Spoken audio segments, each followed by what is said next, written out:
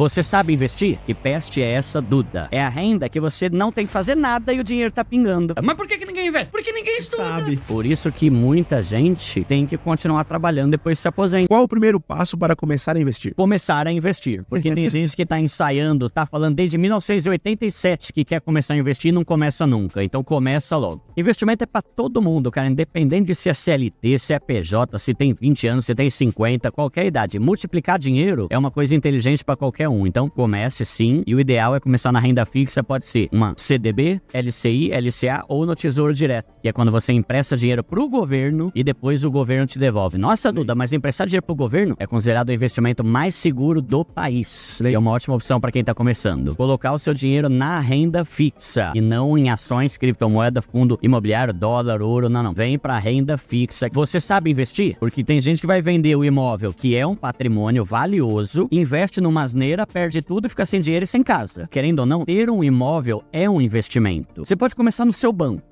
Praticamente todo banco, tanto bancão tradicional quanto banco digital, tem investimento. Comece ali, porque é o que eu falei. Tem gente que tá lendo, estudando, vendo vídeo, artigo desde 1813 e não começa nunca. Começa no teu banco aí, criatura. Abre aí, clica lá em investimento, vai pra renda fixa e começa a entender. É assim que você vai aprender. Tanta coisinha que a gente não bota, streaming. Se tem uma coisa que o brasileiro gosta, é streaming. O cara ganha um salário mínimo, mas tem Netflix, Amazon, HBO, Star Plus, Disney, todas, né? Às vezes a pessoa não sabe calcular, né? O cara não coloca a marmita, né? Aí você vai gastar 30 conto na marmita, no final do mês vai dar 600 conto que ele não botou no valor mensal que ele cobrou, né? Tudo isso tem que ser envolvido no valor que você vai fazer do orçamento, né? Ó, eu vou falar um negócio aqui, eu vou fazer um resumão de algo que nunca ninguém me ensinou e por isso até os 36 anos eu só deixava meu dinheiro na poupança. Se alguém tivesse falado isso que eu vou falar, eu teria juntado muito mais dinheiro antes, né, de ter descoberto sobre isso. A galera aqui no Brasil é muito popular a poupança. Por quê? Porque antigamente a gente só tinha conta em bancão e tal, e aí o gerente só falava de poupança e título de capitalização, que é uma grande porcaria, diga-se de passagem, tá? Título de capitalização e COI, grande porcaria. Só resume isso aqui que tá ótimo. Agora vamos lá. No mundo dos investimentos, a gente tem dois grupos de investimentos. Investimentos de renda fixa, investimentos de renda variável. O próprio nome já explica. Renda tem a ver com rendimento, rentabilidade fixa. Pode chover, pode vir pandemia, pode acontecer o que quiser. Se eu tô falando que vai ser 10% ao ano, é 10% ao ano. Isso é renda fixa. Aí a gente pensa que renda fixa é poupança. Só que tem vários investimentos que estão dentro desse grupo. Poupança é renda fixa. CDB é renda fixa. LCI, renda fixa. LCA, renda fixa. Tesouro Direto, renda fixa. Letra de campo. Enfim, tem uma pancada de investimento. E aí, olha que louco. O pessoal fica com medo, né? Ah, eu morro de medo de investimento. A minha avó falava que é perigoso, ter medo de banco digital.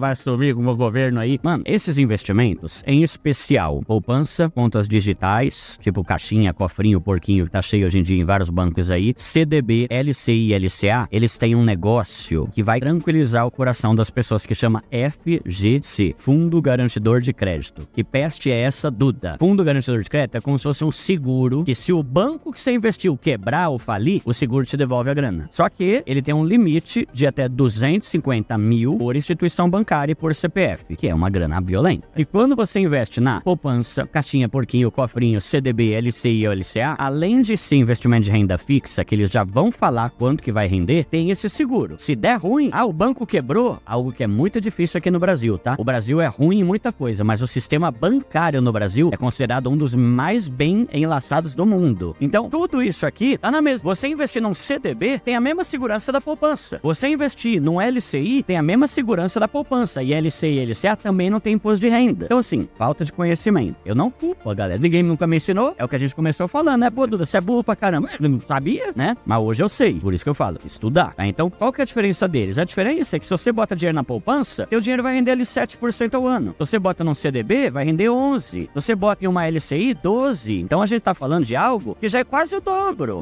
E a mesma segurança. Mas por que ninguém investe? Porque ninguém sabe. E o gerente do banco só fala de poupança pra você, né? Ou de título de capitalização. Então, Isso é investimento de renda fixa. Qualquer um desses que eu falei, ótimo pra pessoa começar. Manda ver, vai na fé. Aí, renda variável. E a renda varia. Eu faço isso pra entender porque, complexo, quanto nome.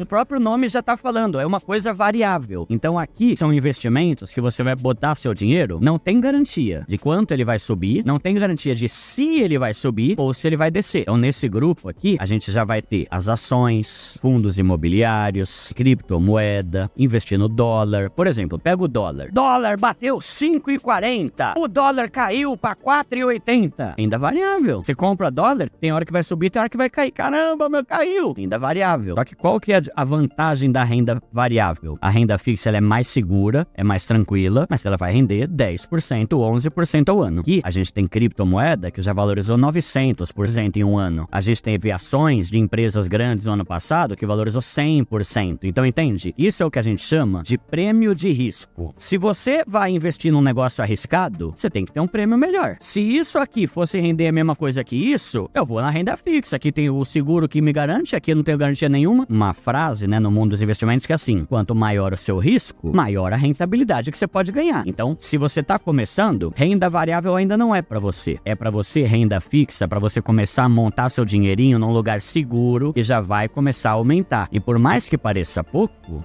Duda, mas 12% ao ano? Vamos arredondar. Isso aqui dá mais ou menos 1% ao mês. Quer dizer que uma pessoa que botar 300 mil reais num CDB, LCI, LCA, Tesouro Direto, tal, 3 pau caindo na conta dela todo mês, sem ela fazer nada. Isso é o que a gente chama de renda passiva. Renda ativa é a renda que você tem que fazer uma atividade. Por isso, atividade. Então, eu ganhei 5 mil, mas eu tive que pintar. Essa foi minha atividade. Renda passiva é a renda que você não tem que fazer nada e o dinheiro tá pingando, que é o sonho de todo brasileiro. Então, hoje, mesmo na renda fixa, que é mais segura, tranquila, conservadora, se você conseguir juntar 300 mil, 3 pau todo mês pingando. 500 mil, 5 pau. 1 milhão, 10 mil pingando na tua conta. É assim que rico ganha dinheiro. Por isso que eu falo, em vez de ficar gastando com tênis essas besteiras, começa a investir dinheiro, criatura. Que vai começar a pingar dinheiro pra você sem você ter que fazer nada. Hoje você tá inteirão. Mas quero ver quando você tiver com 75 anos, você vai aguentar ficar pintando parede assim.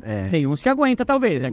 Mas é difícil. Você vai ter que começar a dar uma desacelerada. Começar a diminuir o ritmo. E se você não tiver dinheiro pingando aqui dos investimentos, você vai viver de quê? A gente pode até falar aí de aposentadoria também, que é um outro assunto seríssimo que ninguém dá atenção. Então, se o cara tá começando, comece pela renda fixa. Pode ser um CDB, um LCI, um LCA, um Tesouro Direto. Pode ser essas contas digitais de bancos aí, que eu falei caixinha, porquinho, cofrinho, tudo quanto é banco tem esses negócios. Já rende melhor que a poupança e é tão seguro quanto ela. A gente tem o perfil do investidor conservador, o mediano e o agressivo ou arrojado. Então, moderado no caso. Conservador é o cara que quer investir, eu não quero correr risco nenhum, Deus que me livre. Seguro.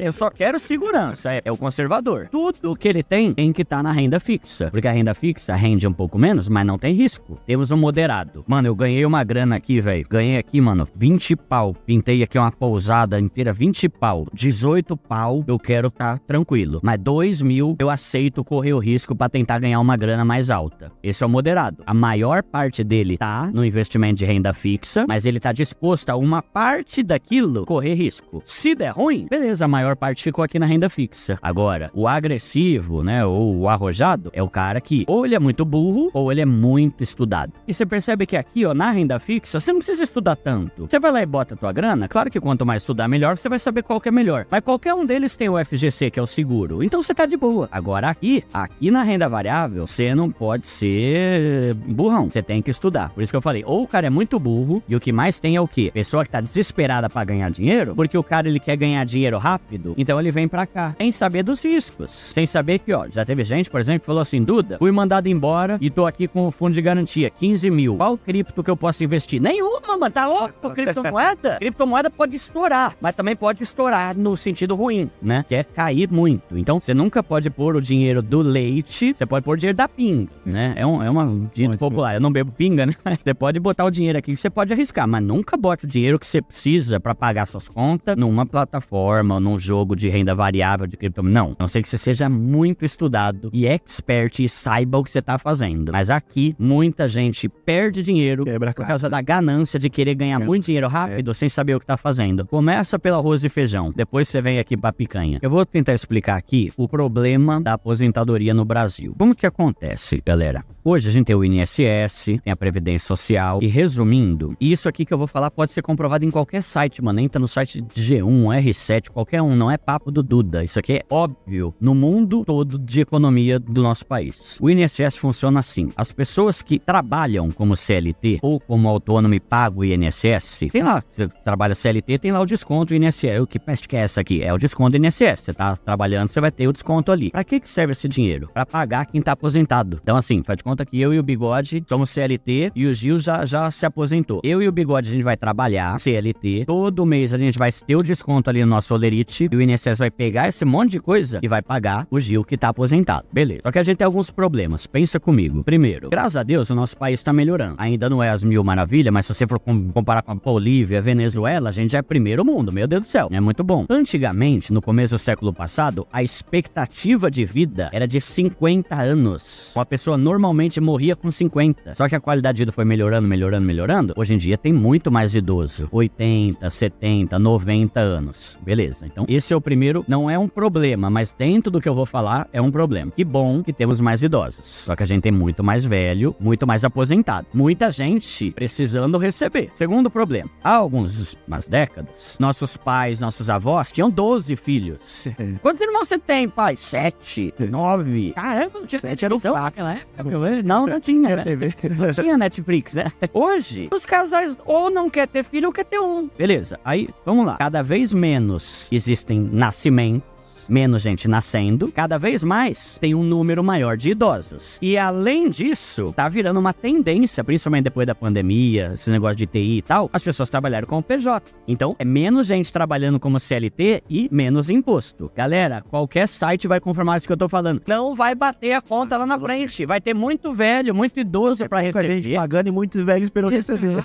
Quem que tá trabalhando? Ninguém vai estar trabalhando. Da onde que vai vir o imposto? Então, a gente tem dois problemas aqui. Primeiro, será que você vai se aposentar? Eu acho difícil. A não ser que você esteja quase se aposentando, mesmo porque parece que a cada ano aumenta a idade. Por isso, daqui a pouco você tem 98 anos pra receber a aposentadoria, né? Tipo, você tem que ter morrido há 5 anos pra poder ganhar o direito, né? Tipo assim, é absurdo. Então, primeiro, será que você vai conseguir se aposentar? A conta tá mostrando que não. E o segundo problema é, hoje, de cada 3 aposentados no Brasil, 2 ganham um salário mínimo. O que você faz com o salário mínimo hoje em dia, tendo 60, 70 anos? Por isso que muitos aposentados têm que continuar trabalhando depois que se aposenta. A gente tem aquela visão, né?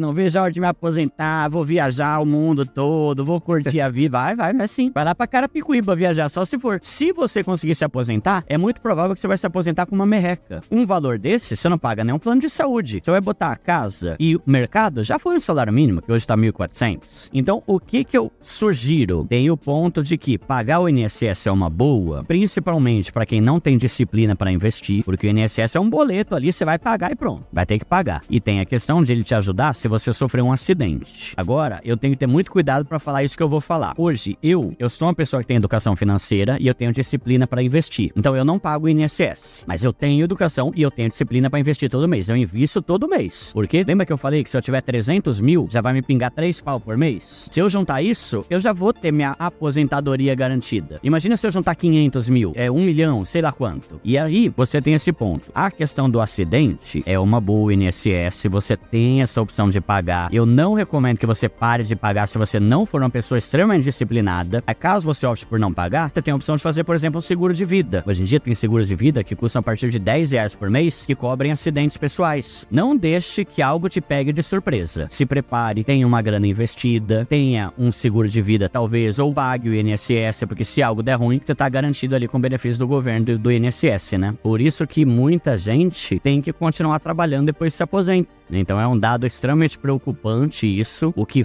mostra ainda mais a necessidade de a gente fazer o nosso pé de meia.